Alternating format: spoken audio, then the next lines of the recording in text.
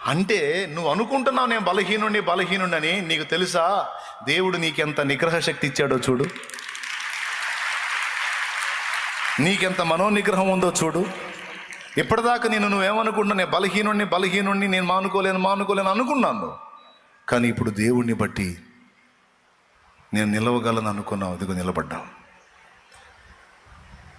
ఇప్పుడు దేవుని బలం నీకు వచ్చింది. ఈ 3 రోజులు ఉపవాసం ఉన్నావంటే యథార్థంగా నువ్వు నిజంగానే మానుకోవాలనుకుంటున్నావు. అలా అనుకోకపోతే ఉండలేవుగా. ఉన్నావు అంటే అర్థం ఏంటంటే పాపం మీద జయము కోసం నువ్వు ఆశపడుతున్నావు అని అర్థం. ఈ ఆశను ఎవరు చూశారు? దేవుడు చూశాడు. చూసి ఏం చేశాడు? మనోబలాన్ని ఇచ్చాడు నీకు. జేబులో డబ్బులున్నా నువ్వు కొనుక్కొని తినలా, ఏ పదార్థం తినలా. ఇంట్లో నీకు అవకాశం ఉన్నా ఇంటికి వెళ్ళి భార్యని పెట్టు తింటానల్లా. 3 రోజులు ఇలాగ నిలబడిపోయావు.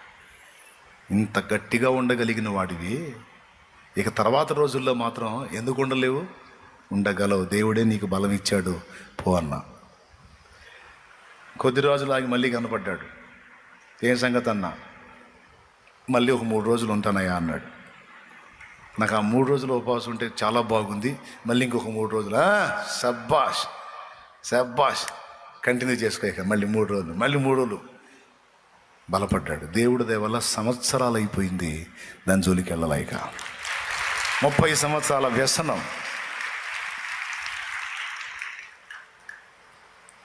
ఈ 3 రోజులు నువ్వు ఉపవాసంతో దేవుని దగ్గరికి వచ్చి నువ్వేం మాట్లాడుతున్నావో తెలుసా? దేవా, నేను కలిగి ఉన్న పాపములను బలహీనతలను విసర్జించాలని నేను మనస్ఫూర్తిగా కోరుకుంటున్నాను.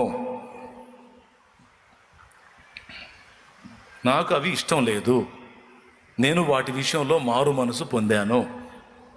నాకు నువ్వు కావాలి, నీ సన్నిధి కావాలి, నీ ఆత్మ కావాలి, నీతో సహవాసం కావాలి, నీవు అందించే జీవం కావాలి నాకు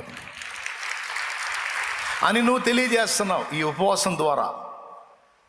ఈ ఉపవాసం ద్వారా నువ్వు ఏం సంకేతం ఇస్తున్నావు దేవునికంటే, దేవా నేను నిన్నే కోరుకుంటున్నాను, నాకు నువ్వే కావాలి, పాపము నాకు వద్దు.